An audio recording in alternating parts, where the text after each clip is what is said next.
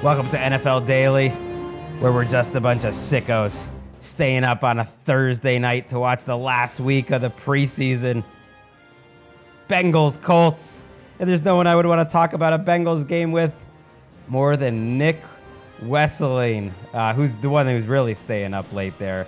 Looking a little tired, but he's ready to go. Let's go, Nick. Woohoo. Yeah, good. Yeah, I don't know what we learn out of these preseason games. What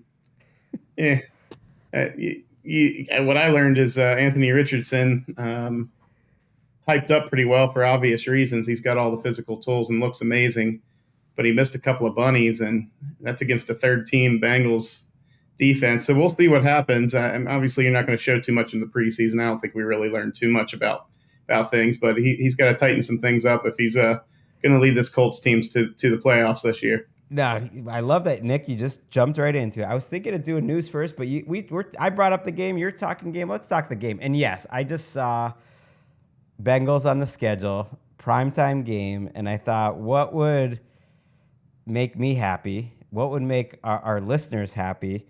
What would make us more happy than to just hear from Nick Wesseling, of course, and the visage. It's looking good.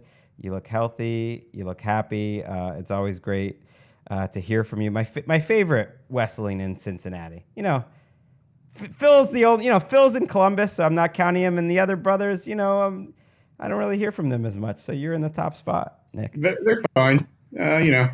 Phil's okay, but you're right. He doesn't live in Cincinnati. He doesn't count. Yeah, I mean, I'm not. You know, you said I look healthy. I'm definitely not missing any meals. So we're feeling good here. We'll see what happens with this football season. Obviously, I know you want me on because Wesseling brothers equal ratings. So you got to go grab those while you can. No doubt. Yeah, of course. All the fans and listeners back from around the NFL days of Chris. If you're watching on our YouTube show, I mean, I have to admit, and it still happens to me, Nick, when your face pops up on screen, and it's just like, oh, the likeness is there. So that's not the only reason why I love you, but it is an extra bonus of why I love you. All right, let's just talk Colts Bengals then, because Richardson and the Colts played their starters for the first quarter and a half, and we saw it all with Richardson. I thought in that first drive that he had, he goes right down the field, scores a touchdown. It's one of those preseason nights where if they just took him out after one drive, everyone would be like, oh, that's great. Like, he is looking ready to go. MVP, like, sleeper, here we go. Because he showed some pocket movement. I disagreed with Kirk Herbstreit. I disagreed with him a few times in this show. We'll get to that. But one of the times was, you know, he was saying Richardson has to show he's a good decision maker. And to me, that's one of his good strengths. I think he gets through his reads. He makes good decisions. But he had a couple misses. He had a pick six on what I think was a miscommunication, but it was a couple miscommunications. And ultimately, they had 5 drives, and that was the only score. So that's not really what you want when you're going up against the Bengals' third-string defense or whatever they had out there. That touchdown was easy. Again, you said third string. The safety that started. Was not easy. He came across to his second or third read. His eyes start on one side of the field, and he goes back. Give the guy a little credit. No, it wasn't within 6 yards of him. I could have made that throw. Come on, man. I might not have been able to make that subtle movement he made to the left to get there, but I was sure. He looked. He put it on the guy, and he jogged in for the touchdown. The play right before that, though, he had a guy wide open in the end zone, overthrew him, missed him, went off the fingertips. So it's one of those things where it gets a little tighter in the regular season against a real safety there instead of a third stringer.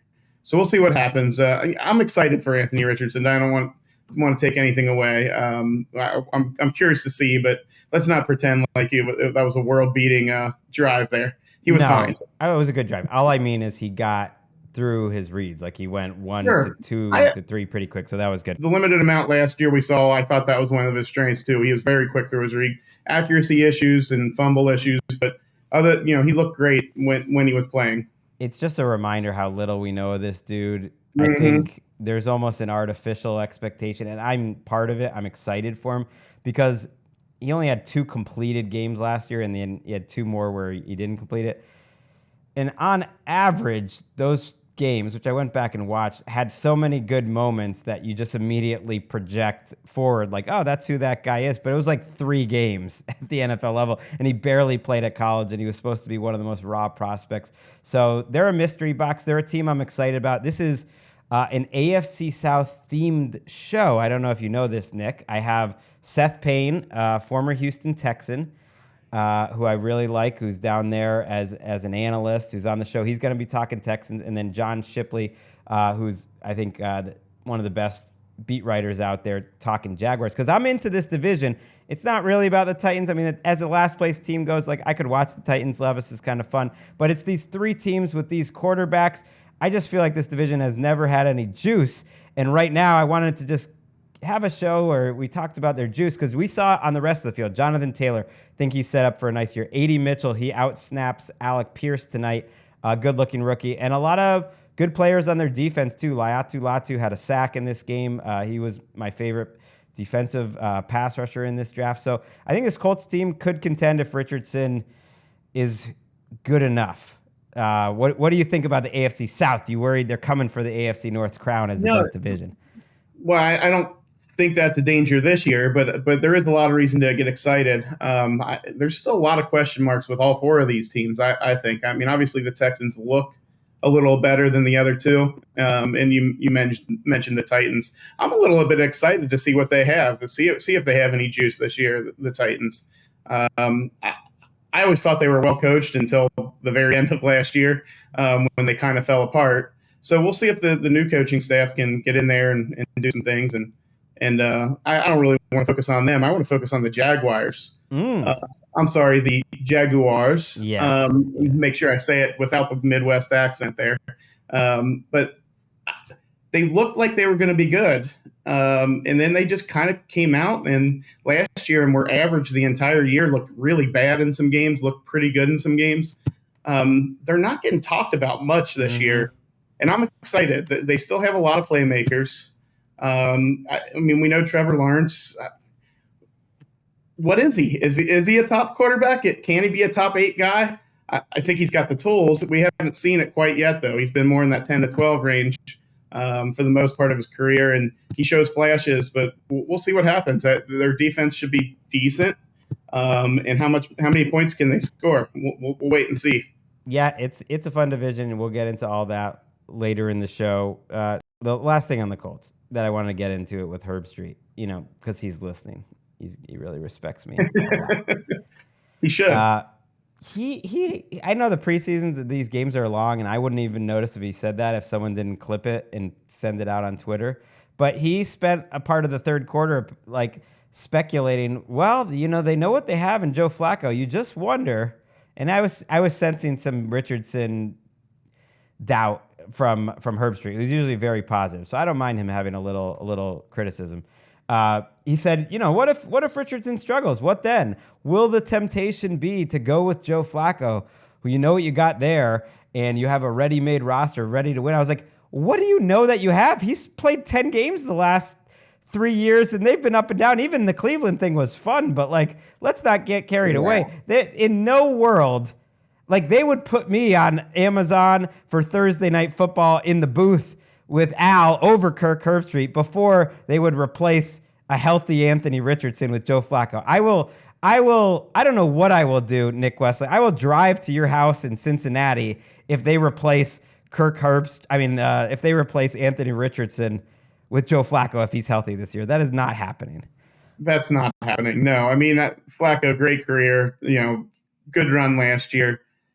He does. I mean, he's my age or your age or something. He can't play anymore. I mean, he can still get in there and be a spot starter if you needed someone in an emergency and be efficient. And if you give him time to throw, he can still pick passes. But yeah, that's not going to be a thing. I don't know where. If Richardson gets hurt, it's fun. You bring him in. That's the whole point. Sure. And he could fill in. He showed he can do that, but there's no chance. Wait, how? I always forget that because Chris Wesseling, 5 years older than me, to the day, born on the same birthday. I always took a little pride in that was cool. Wait, are you younger than me or are you older than me? No, I'm older than you. Nice. I'm about to be, I'm 46. I'll be 47 in a month. Okay, so Bengals, look, they didn't play Jermaine Burton, who's their third round pick, until the very end. There was a little conversation from the broadcast that he had been falling asleep in meetings. That was news to me. So that explained maybe why they won't play him, a certain sort of maturity and a trust level, maybe with Joe Burrow, whether he's in the right spot. But then every game, they always put him against these fourth stringers, and he has lit up. Like, one thing I've learned from the preseason, there is not a third stringer in the NFL that is any match for Jermaine Burton. He's just mossing them play after play. It's amazing. Yeah, I mean, that catch he made over a third string safety of all things, too. It wasn't even a corner. I don't know. Like, you heard a lot about this in college. I wasn't sure if Herb Street was saying it was happening now or if it happened in college. Okay. I wasn't sure what that was. I hadn't heard anything in Cincinnati about that, so I don't know. But he's had problems with all the coaching staffs he had in college, and now it looks like maybe he isn't in the good graces of the Bengals coaching staff. We'll see. Obviously, he's got the physical tools. He looks great in preseason, but he's not gonna crack that top three. I think Yossi Voss has that third receiver position locked up. And love Yossi Voss. I mean, heck, he might be their number one receiver to start the year if Jamar Chase doesn't end this holding. This holding's taken a little while, considering.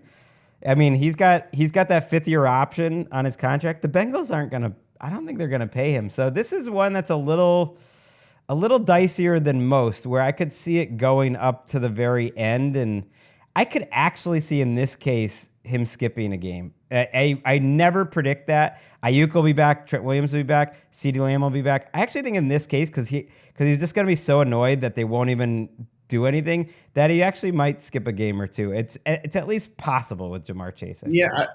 No one seemed worried about it until today. I hadn't heard anyone really talking about it much. They just assumed something would get done. They'd give him a little bump, or he would just go away and go back to practice just to, I don't know what it was all about, because you're right. I don't think he's going to get much if he gets anything. I can't. Well, he's only going to sign if it's like the big Justin Jefferson type contract, and I just think they don't want to pay him this early because that's just what they just don't want to do it yet. And Jefferson didn't get that money till he was a year older. He is a year older, so we'll see. That it's just been a weird, quiet situation. The other preseason game tonight was Chiefs Bears.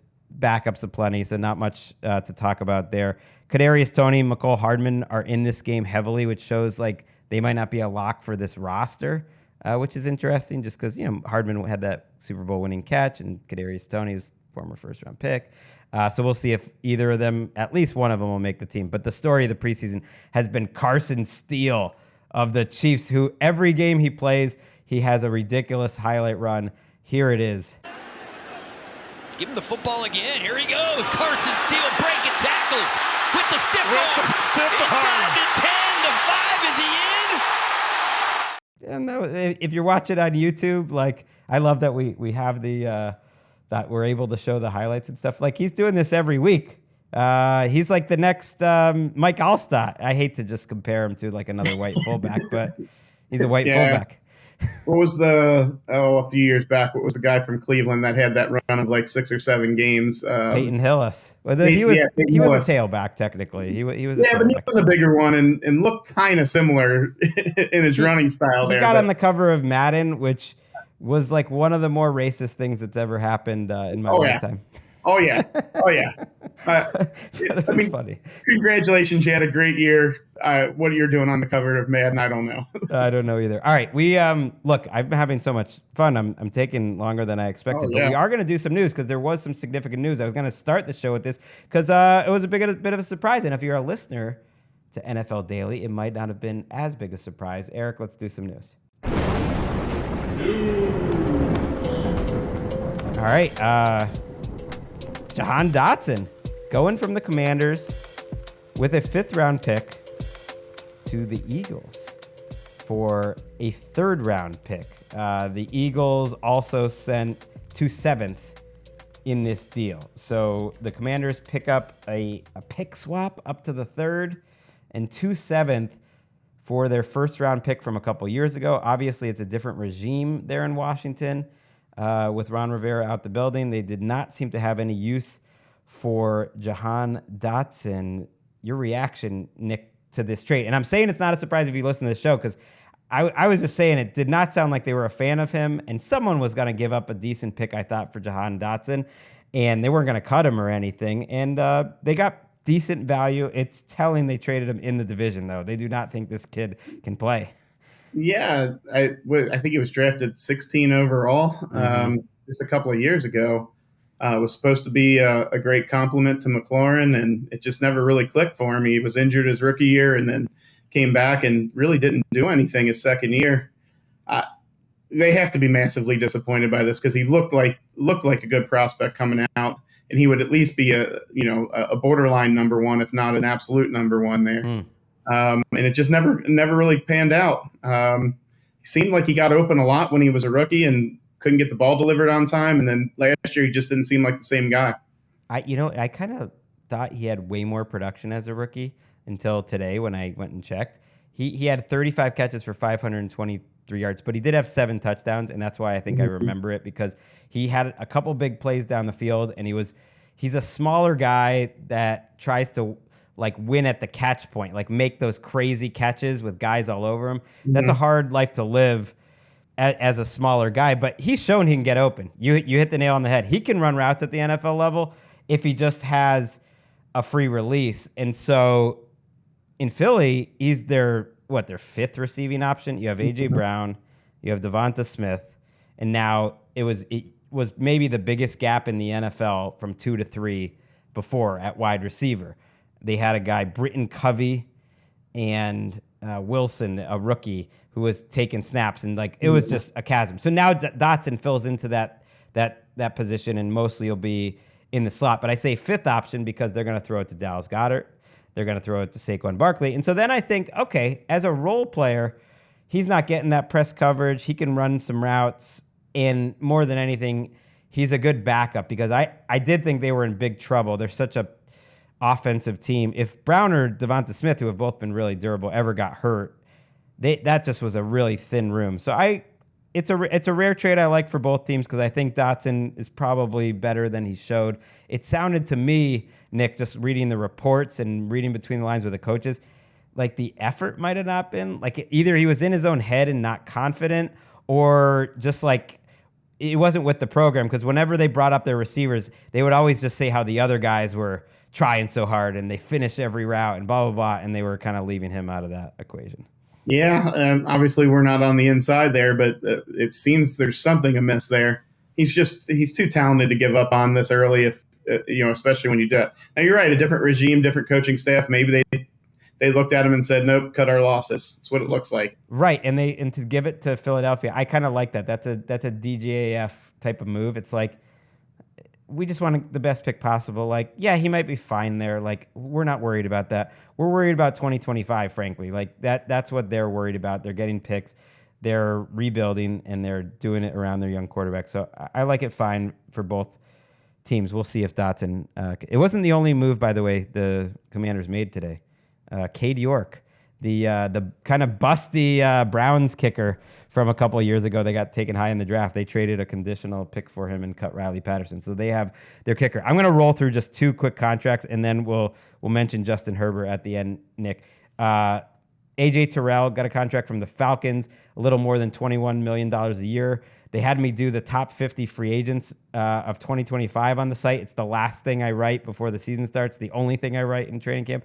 And I'm realizing I write it at a stupid time because they always sign these guys like a week or 2 later before the season starts. But A.J. Terrell was number 6. Like, he's probably a top 15 to 20 cornerback in the league, maybe even top 10. And so that was good business. And then they also gave money in Kansas City to their center, Creed Humphrey, by far now the highest paid center in the NFL. I had him number 4 on my top 50 list. And that's big news for the Chiefs because they have a couple offensive linemen that were coming up. Now they can use the franchise tag on the other one, and they've done a great job protecting Patrick Mahomes. How sick of the Chiefs are you on a scale of 1 to 10? As a Bengals non-fan, although you are a fan, and just as a football fan, are you getting sick of them?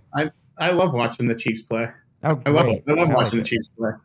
I mean, my wife's in the other room and she can hear me say this, but she would argue they always get all the calls, and maybe that's true to a certain extent, but I think you make your own luck in the NFL. When you're making good plays, you're going to get more calls. So I've got no problems with the Chiefs. I love watching them. I just feel like the fatigue is there, and I forget that you pretend that you have absolutely no emotional attachment to the Bengals.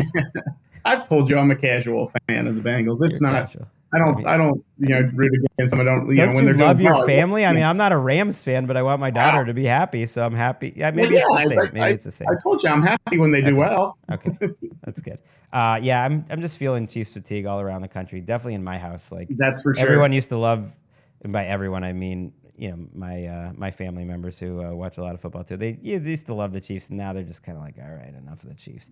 Finally, the team that I thought would be their main rival was Justin Herbert and the Bengals and the Chargers rather. I'll never forget. The last season we had with Chris, we watched the Chiefs Chargers game actually at Chris's house, and Lakeisha's mom was hanging out and came over, and she loved that Chiefs Chargers matchup, and she was going crazy. That was a fun memory. And they always played them tight, but they always find a way to lose in the end, and now they're not even playing them tight anymore. I bring up all that just to say that Justin Herbert was back at practice, and according to Daniel Popper at The Athletic, it was one of the best practices he's ever seen Justin Herbert play, quarterbacking at the highest level. It's a rare training camp report like that actually influences me, because I was so freaked out about this foot injury. I thought their season might be done before it started. Maybe he'll get hurt again. But hearing that makes me happy as someone that wants to see some fun football by the Chargers. Well, let's hope so. The league's better when he's playing well, because he's an exciting quarterback. Doesn't mind throwing the ball downfield and into tight windows. So it's fun to watch the Chargers play when he's playing well. So let's hope it's good. And I don't know how many opportunities he'll get to throw into tight windows this year. But what do you mean? They'll probably all be tight windows, unfortunately. Yeah, you're just saying they're going to run the ball and they're going to be in trouble. Yeah, Chris. Chris was a true believer in Herbert. He enjoyed watching him those couple years, and I think he would have been surprised how the next few have gone. Not that Herbert's played poorly, but just that it's really he hasn't gotten any better, and the team around him's gotten worse. Facts. I don't have anything to add to that. That was perfect.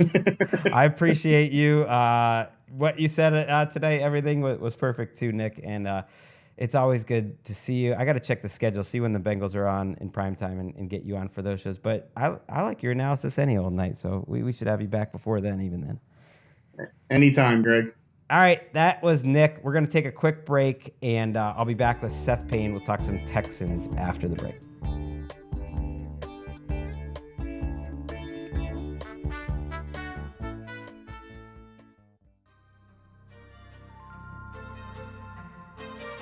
Back on NFL Daily. So, one thing I'm excited about with this show, we're going to cover every team, but we do have the space here with Daily to really get into certain teams I find fascinating in a given moment of time. And that's why I'm excited about this kind of AFC South focused show. We talked Colts already. I'm digging the AFC South this year, and they're young quarterbacks, and we're kind of running out of time. The season's about to start, and so I wanted to set the table for what's at stake this season in this division that's been an afterthought, frankly, for most of the time I've been at the NFL. But now you have a division with 4 young quarterbacks, 3 of them top 5 picks, all of them extremely talented. Let's be real, like one of them, CJ Stroud, is above the rest, and one of these teams, to me, just in terms of being the team of the moment, is above the rest, and that's the Houston Texans. And that's why I'm excited to have on former Houston Texan Seth Payne, co-host of the Payne and Pendergast on Sports Radio 610 in Houston show. And a man, before I even let you speak, Seth, I'm going to just, so the listeners know on YouTube just what they're kind of dealing with. You're trim and fit now, but this is what Seth Payne looked like as a rookie in the NFL. I believe that's a rookie. That was Jaguars. Man, I saw. That's so much creatine. Oh my God. I really suggest anyone check it out. I don't know if you want this. If I were you, I would want this being the first thing that comes up when you Google the name Seth Payne, because this is pretty much it right here. Yeah, that's. I'm happily married, so I'm just scaring off women doesn't bother me at all. I'll gladly use. That's not what I looked like when I met my wife. Yeah, that was probably my rookie years. So Yeah, that's different. Randy, but yeah, okay. I was gonna say I'm gonna feel intimidated and uncomfortable if you leave it up any longer. But yeah, Seth now is down there doing awesome work. One of my favorite voices out there on any team. And you just came right off the field. So I'll just start there. You had a joint practice. Those are always, to me, the most interesting days of the offseason. Texans and Rams. Any takeaways just from today while you were there? Okay, so they were practicing the Rams, which was cool. Matt Stafford practiced, and I'll say the Texans defense has looked good throughout camp. They made a lot of offseason additions, and it looks like it might be paying off. You never know until you get to the regular season, but the defense looked good. The offense looked weak at offensive line. I think C.J. Stroud looked great throwing to Stephon Diggs and Tank Dell and Nico Collins. Like that's been a lot of fun to watch. But the offensive line is a bit of a work in progress, and the Rams' defensive line had their way with them a bunch of times. So, like in the quest to be the San Francisco 49ers, that means elite passing offense and elite rushing offense. I feel like they're a long ways off from the elite rushing offense part right now. Because of the O-line, yeah. And so Tunsil's back out there, right? And on paper, they have a good tackle combo. I guess the question is in the interior, and I wasn't planning to start negative, but if you asked me to be like, what could be the problem for this Houston Texans, I guess that's it. I hadn't really thought about it, but that doesn't come together because you look at the numbers and they were one of the worst running teams in the entire NFL last year. Right, yeah, no, and that's, trust me, like we've had a whole offseason of fun and frivolity, and it's been really cool to watch all of this come together. Like C.J. Stroud is the real deal. I try to step away and take off my Homer glasses as much as possible, but he's the real deal. And, Stephon Diggs, his history is the first 2 years he's anywhere, everything's awesome. So I'm not worried about it. They got him on a 1-year contract. So I don't foresee any issues on that side of things. I think the defense is going to be very good rushing the passer. I like all offseason long as I listen to people outside of Houston gush and heap praise. And like I'm talking, like the hardcore film watchers and everything, heap praise on the Texans. I did feel like they were whistling past the run game issue a little too easily. And I like Joe Mixon. I'm glad he's here. I don't think he's going to be, set records or anything like that. But the whole operation, the blocking of the offensive line and the tight ends and a fullback whose name will be determined later apparently right now, it needs to get better if they want to be genuinely elite because they weren't that good in the red zone last year, and so far in the preseason it hasn't looked so great either.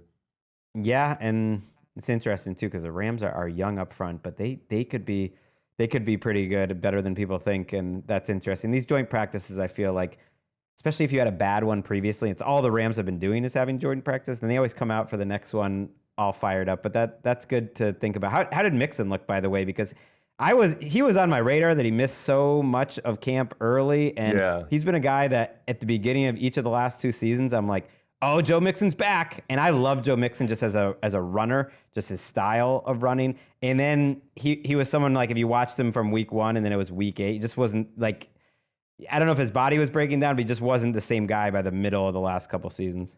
I think with Mixon, for one, because he was gone he practiced the first day. My radio co-host, Sean Pendergast, saw him kind of rubbing his quad after that practice, just as he was talking to a family member or something. And then, his soft tissue injury was gone for a couple weeks.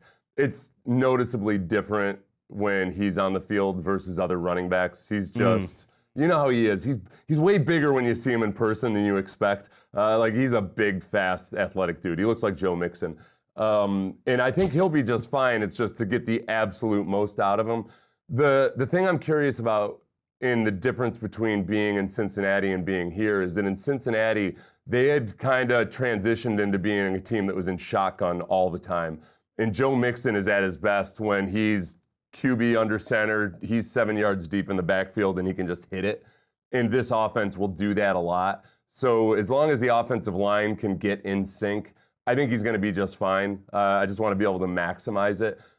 One little interesting part of that too was with the Rams in town. I was talking to Jordan Rodrigue, who covers them for The Athletic. She's all over NFL Daily too. Here we go. Yeah, I love it. I mean, I was so excited. I fanboyed over because I love that Play Callers podcast.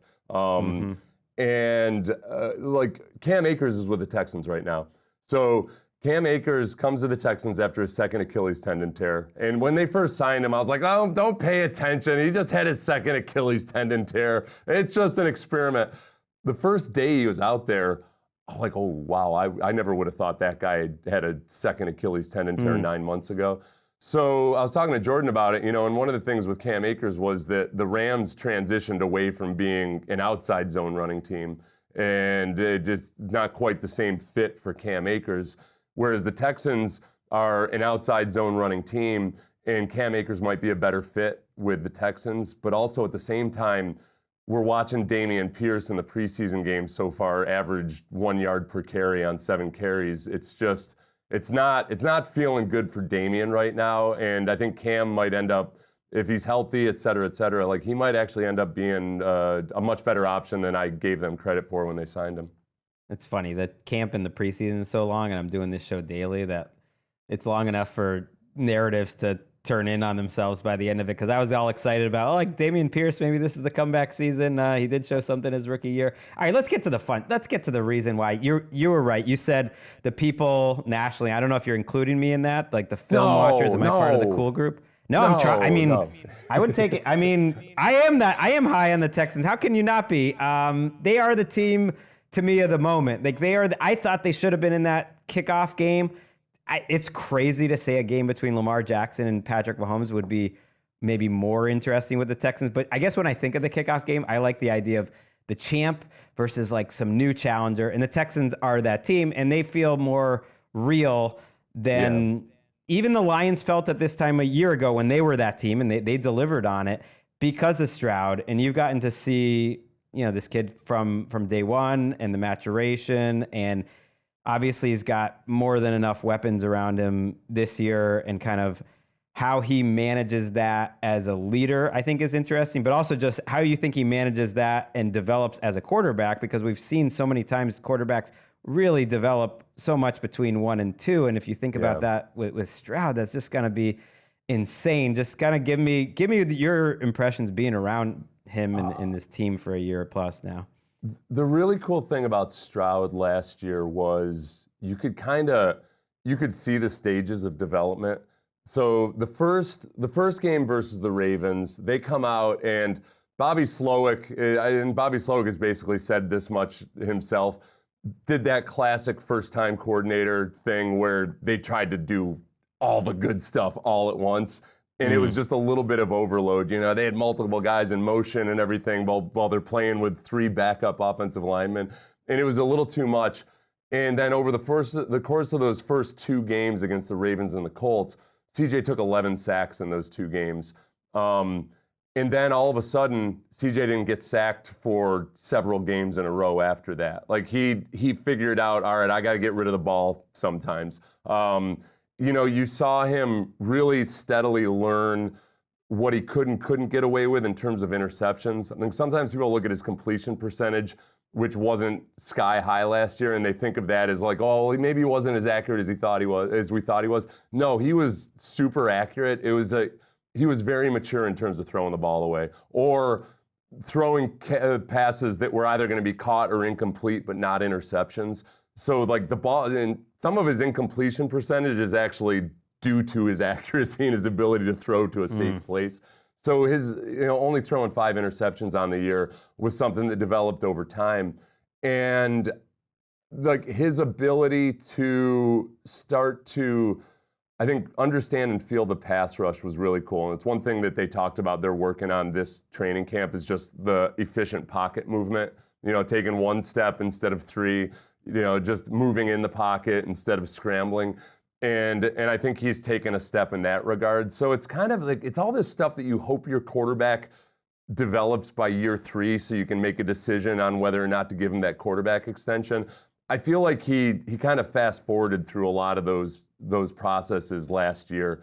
And I like, honestly, I sought out every Kurt Warner, Dan Orlovsky, JT O'Sullivan, every former quarterback that breaks down film, just looking for guys to point out where maybe it wasn't actually that good. And like they're universally blown away by how quickly he moved through that part of it. So that's a really cool thing. And yet at the same time, I think he remains very humble about it. I know he talked a lot of smack on podcasts in the offseason, but he's got the appropriate size chip on his shoulder. You know, it's not a Johnny Manziel size chip on his shoulder. It's just the right size chip to keep attention to keep him focused. Yeah, I could see that. He just seems like a guy you would want to hang out with. I mean, he's a guy that I think that makes you feel things. He makes me feel it watching him. And you mentioned the pocket movement. I mean, to me, I'm sure he could get better at that, but just his natural feel, that's tough to teach. And it reminds me a little bit of some of the greats I've enjoyed watching, and just the style of quarterback I like, whether it's a Brady or a Rivers or a Geno, even like on a lower level. But even he reminds you of those guys, and that he just obviously doesn't seem like one of those guys in terms of how he carries himself. He does seem like a guy, and you can speak to all these weapons here that I think would be uniquely suited for a second-year player to kind of handle and understand, to keep everyone happy. Because look, by the end of last year, it was just Nico Collins as like a big-time playmaker. Now it's Dell healthy again, looking good. Stephon Diggs is there, Nico Collins. And then they're deep. I expect them, and we don't need to get into who this will be, but they have the best like wide receiver 6 and 7 in the league. They have Noah Brown and Robert Woods and Xavier Hutchinson, who's a good young player, and who am I forgetting? Mechie. Like someone's going to get traded here. Started taking off, in the last couple of weeks. Someone's going to get traded here, and I don't even need to. It for our purposes, it's not that big a deal because they have so many stars. Like, how do you see him just like as a guy that's to me going to be one of the faces of the league and certainly the face of Houston sports for the next 10 plus years? I think the pairing of him and Bobby Slowick has been really good in terms of just the X's and O's side of things. I think the pairing of DeMeco Ryans and CJ Stroud and their personalities and their commitment to kind of doing things a certain way, I think that's where it could be really, really good. And, you've got a defensive-minded head coach, so at some point Bobby Slowick's probably going to get hired away to be a head coach somewhere. You're going to have to replace that offensive coordinator. I think the biggest thing that I noticed about CJ away from the X's and O's is, and I'll credit Ryan Day and the staff at Ohio State for a lot of this, he takes the leadership part of it very seriously, and it's not just some stuff that he's read in a book. Like, he talks all the time, and you see in his actions, he really wants to form personal relationships with everybody on the team and really get to know them so that they trust each other and that everybody, is moving in the same direction. And with that, we saw him in training camp this year really start to take on more of that actual like captain of the ship mentality. He's correcting guys, he's calling them up when the practice isn't going well, and he's doing all that, but it feels very, very natural because he took his time in building to that. And I think he feels more comfortable, and he feels like this is last time this year he still didn't know if he was going to be the starting quarterback, where obviously this year he's the starting quarterback. Right, and it's gonna be fun. That's such a fun Week 1 game. Them and the Colts. You mentioned DeMeco, and he just won another award from last year. I don't even know what this. It was some sort of coaching award, and he Pro Football Writers Association something or other. Yeah, and he did do a great job because one thing I thought he did a good job was he took players that just weren't as good under other coaches, whether they were on the Texans or whether they came in, guys like Blake Cashman, Christian Harris, and just various players, and he made them better. And like Belichick always said, like that was all you got to do. It's like if you can just show someone how to improve, they're going to love you and trust you. And obviously he's a great leader, and everyone likes him as a person. But you also need that part of it. Now it seems like he has a better roster. It feels like Danielle Hunter is an upgrade from Grenard. They tried to upgrade a little bit at linebacker. They drafted Kamari Lassiter. Just feels like they're more talented. I've heard people who've come in and out of Houston this month, and people that have seen a lot of training camps, and everyone's just like, wow, this team is so talented. There's so many good players everywhere. As a former defensive lineman, just give me where you're most excited, you're most impressed, you're most surprised out of this camp. All right, good. You mentioned a couple of the big names. Danielle Hunter, man, I'm guilty of this, like of not having really appreciated just like how freakishly good he is in a lot of ways, or just what a physical freak he is. That dude's a freak. Like, and it's cool and fun to watch him work with Will Anderson. Kamari Lassiter is understandably, I think, flying under the radar in a lot of ways outside of Houston. He's had a really good camp, and you talk about teaching somebody to swim by throwing them in the pond. He was out there from day one going against Stephon Diggs, Nico Collins, Tank Dell, and he's battled them. He's battled them. And today at practice against the Rams, it was like every time I looked over to the defensive side of the field, he was breaking up a Matt Stafford pass. It was like he's doing really, really well. Still isn't the regular, you've got to do it in the regular season, but that looks really good.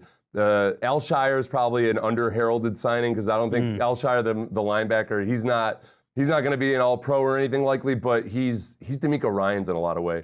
Like in terms of, because I played, my last year in the NFL was DeMeco's rookie year, and DeMeco was this guy that came onto the team, and by midway through his rookie season, we're calling him Cap for captain. Wow. Because that's like just, and you try to explain it to people, and people talk so much about culture, and that it just becomes white noise because every coach comes in and says they're going to establish the culture.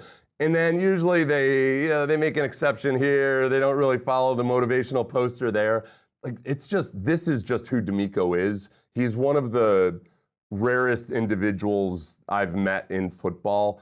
And it's hard to describe and explain sometimes until you see it. And it's really cool this year. I think you start to see, I think the team's taken on his personality. And that part of it, I'm as jaded and as cynical as the rest when it comes to talk about that stuff for all the reasons I just mentioned. But DeMeco's just different. What made you jaded? Just seeing a few different coaches that weren't at DeMeco's level as a player.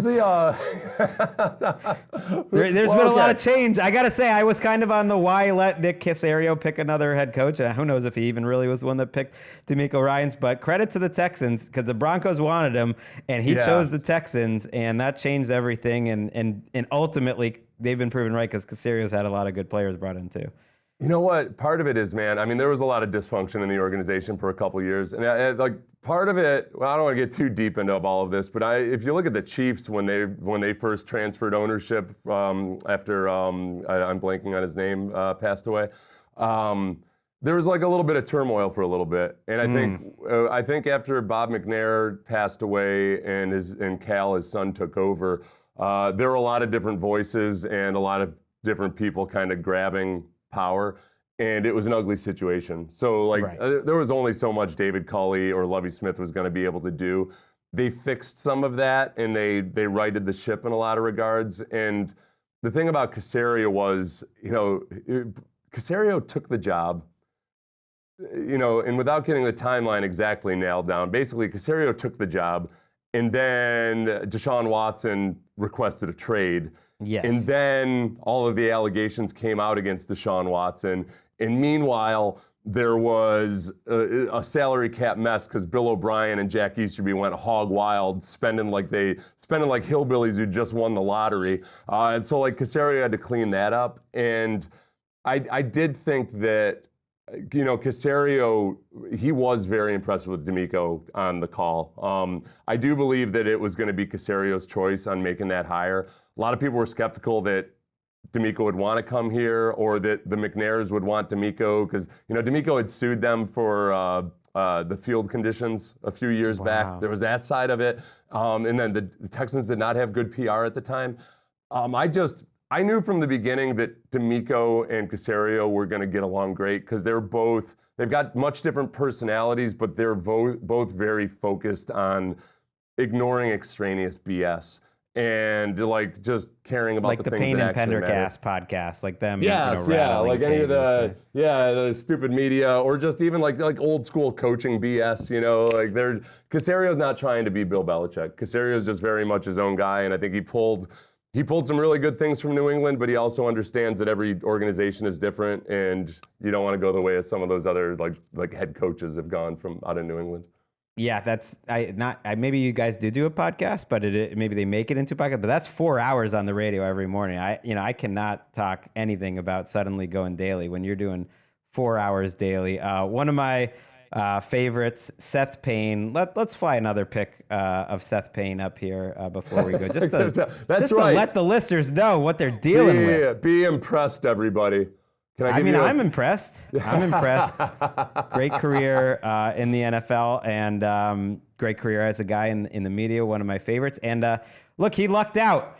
One of his former teammates becomes the local head coach. That's perfect. That can't be bad for business, Seth. That's got to be great. Thank you for everything. This team, to me, they are the team right now, the Houston Texans. Amazing to think where they were, where they are. But we'll get you back on later in the season to see how they're doing. Awesome, man. I'm sorry I was negative. They just got to get the run game going. No, you weren't negative at all. I'm into it. Next, after the break, we're going to have John Shipley talking Jaguars right after this. Very excited for my next guest, John Shipley, who writes for SI.com about the Jaguars. He co-hosts the Jaguars on SI.com podcast with Gus Logue, who's also excellent. And sounds a little too much like John Shipley at first. I want you to work on that for me, John. Like, I have to figure out who's who.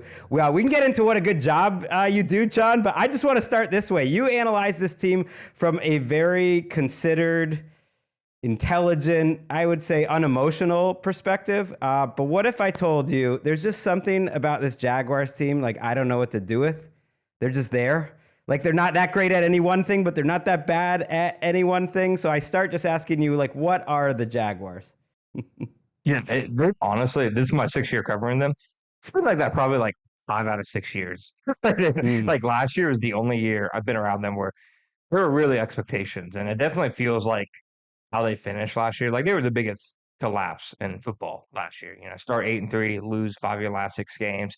They lost the last 5 games Trevor Lawrence started. They probably lose their last 6 if they don't play, you know, Bryce Young and the Mary Bunch in Carolina in week 17. So definitely feels like a lot of the feelings around Jacksonville are rooted in how bad last year ended. And it's hard to blame them. They've gone 9-8 the past 2 years. They just kind of feel like, you know, like if 9-8 was a football team, it kind of feels like the Jacksonville Jaguars as an organization right now. Like you said, not one of the worst teams, but nobody, I think, even locally is expecting them to like threaten like the Kansas City Chiefs or Baltimore Ravens or anything like that. Which is crazy because if you think about the trajectory of this team, you know, they get Trevor Lawrence as hyped up a quarterback prospect as there's been since Andrew Luck. And then they have the end of the 22 season. They play the Chiefs pretty tough in Kansas City. Like it felt like the start of something. And then the end of last year, you mentioned it. And I know Jaguars fans are probably sensitive about this. That like, I guess this is the upside. Like if that was the Giants who had the end of the last season, like that just would have been something the entire NFL and the media is talking about, you know, for the entire offseason and everything. But instead it's the Jaguars. And I look at this roster and I actually think there's more reasons for optimism than there has been, including going into last year. I was pretty down on the Jaguars going into last year, just that they, you know, that they couldn't necessarily keep it up. And they're interesting to me because they risk getting past, you know, not just by the Texans and their young QB, but possibly the Colts and their young QB. So I kind of want to go back to Trevor because to me, the clear reason that might not be true, that the Jaguars could win this division, is just like, well, what if our QB is the transcendent QB? What if, you know, in his 4th year, he takes everything he's learned and the new weapons around him and like he's the best quarterback in the division? They have a chance to win this division. Kind of where are you at just with Trevor and his development and everything that's led him here? Yeah, it honestly, like, it's a pretty good microcosm of like just how NFL media and fans, I think, consume the sport. It's more like, what have you done for me lately? You know, like Anthony Richardson's the new shiny toy in Indianapolis. CJ Stroud, you know, he's pretty much on every top 10 quarterback list you can think of. Shad Khan, you know, met with local media a couple months ago, and he more or less was like, it feels like deja vu with how the Texans are being talked about. Same way the Jaguars and Trevor Lawrence were being talked about a year earlier. But, you know, somebody new, somebody fresh comes in and does what people expect you to do, they're going to jump you. So I think when I watched, you know, Trevor Lawrence, you know, him and CJ Stroud last year, I think it was week 11 in Houston when the Jaguars beat them.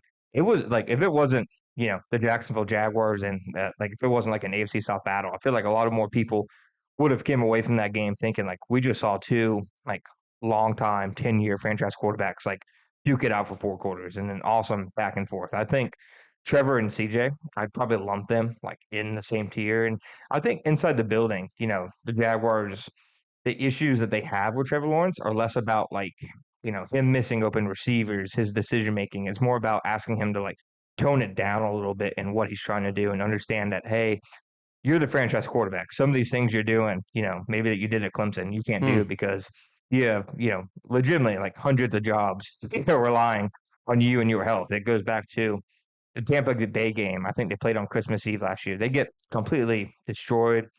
Second half of the game, I think it was like late third quarter. They're down by like 20 plus points, and Trevor scrambles out the pocket and he lowers his shoulder against a defensive back while he's going out of bounds. Ends up getting a shoulder sprain. Isn't 100% healthy against Tennessee Titans 2 weeks later. Those are the kind of things I think internally they want Trevor to improve at. Just that protecting yourself, having the more, I guess situational and self-awareness. But I think, the Jaguars' struggles last year, I think very little of it had to do with Trevor Lawrence playing bad football, if that makes sense. Sometimes he definitely pushed the envelope too much, especially with, ball security, trying to be Superman on every play. I think a lot of reasons that they were 8-3 to begin with was with Trevor. And going into this year, if you asked me to list the top 10 concerns I have for the Jaguars, I'm not sure Trevor's, even on the list. So he's definitely, it's kind of a weird dynamic with him because he hasn't met those expectations people set for him. But the expectations people set for him was like to be like Hall of Fame player, basically, after 3 or 4 years. And he's not there yet, but I certainly think he's a quarterback that you win because of and not in spite of.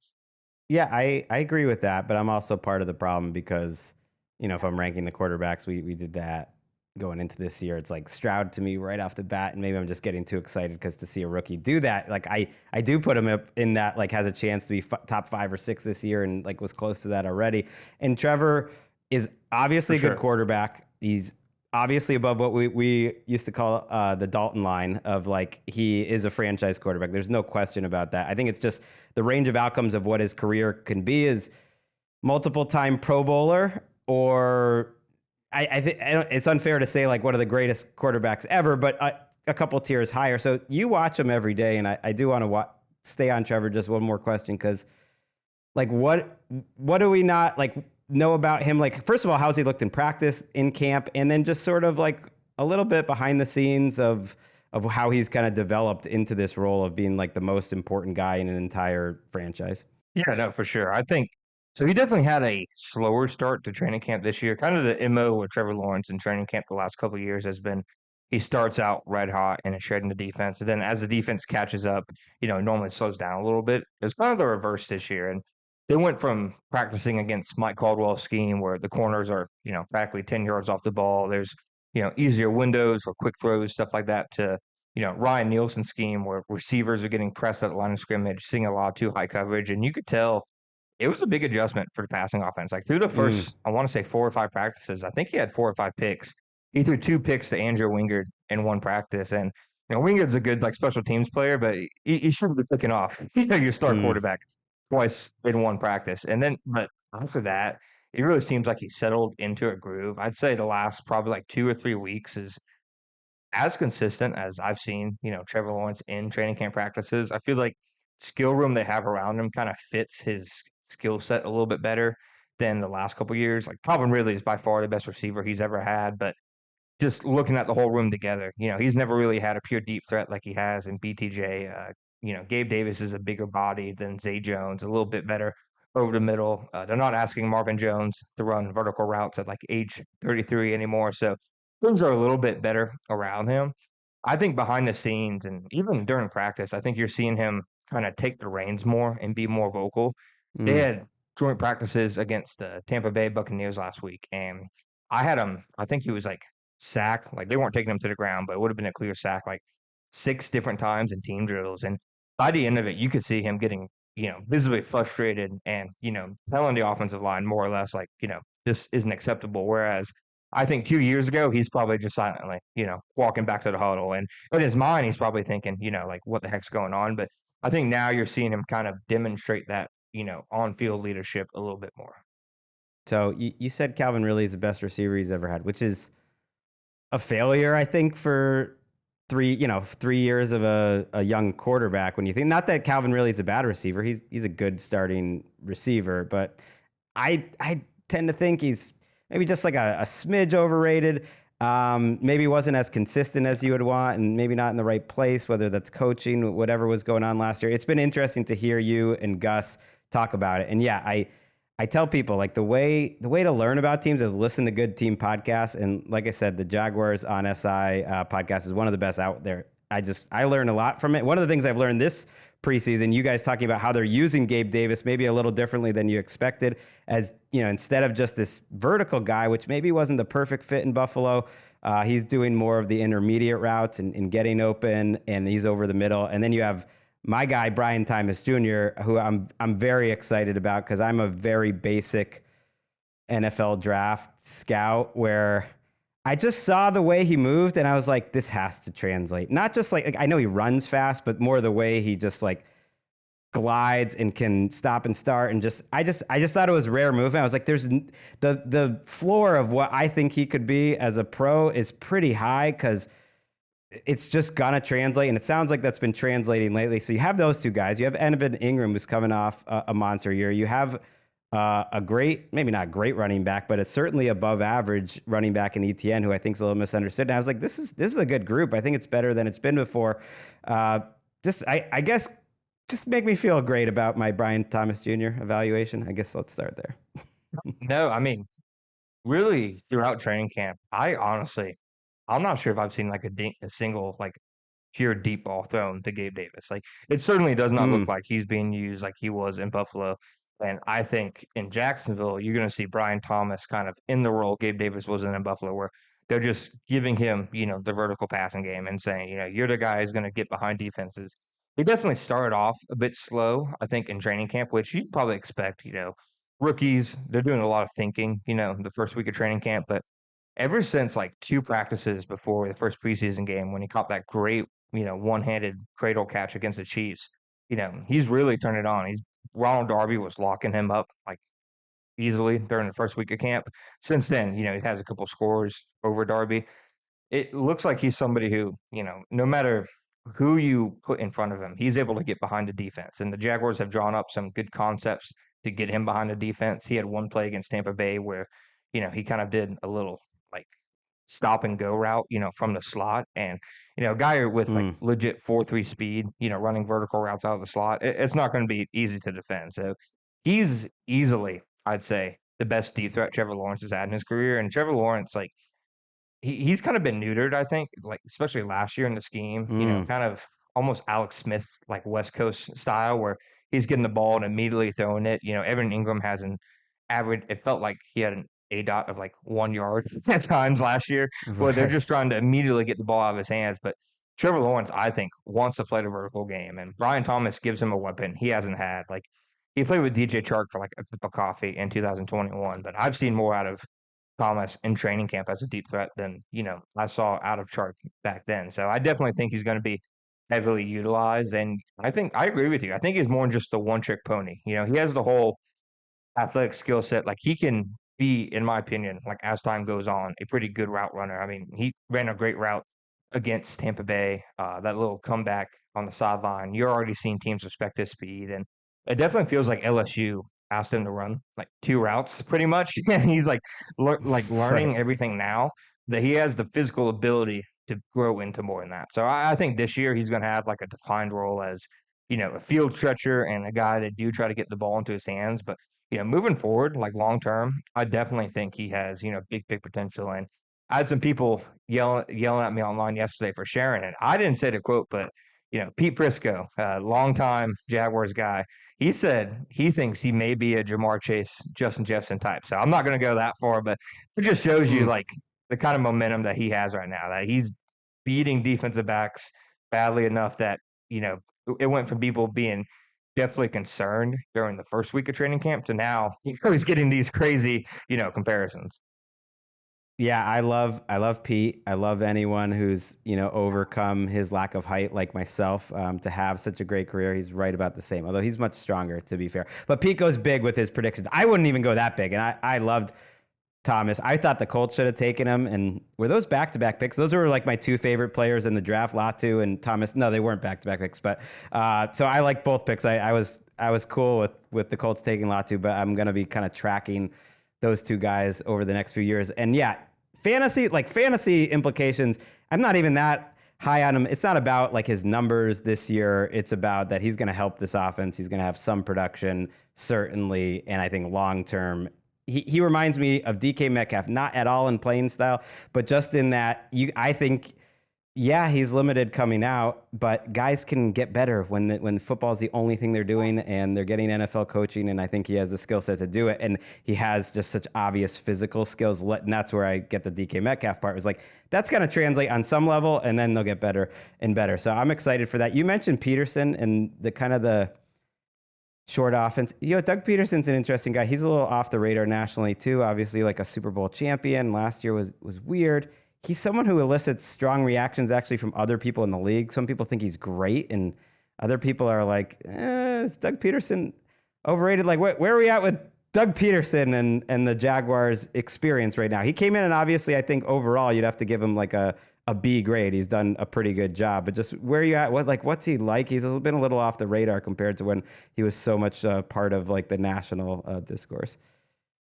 Yeah, no, I think like I said, if the Jaguars are like the team embodiment of a 9-8 record, I think Doug Peterson's probably like the head coach embodiment of like a 9-8 record like now. Like he's definitely a solid coach, I think, but I don't think anybody's disagreeing singing him off like top 10 lists or anything like that. And he's definitely done some good things in Jacksonville. Like he's raised absolutely the floor of the team. Raising the ceiling, getting them over the hump, I think is, the next biggest question.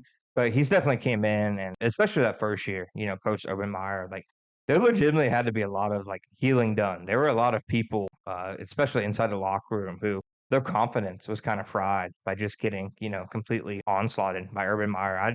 I know of at least, one player who, after an Urban Meyer tirade was legit like left to tears. And I'm like, these are grown men. So he had to build the confidence back up.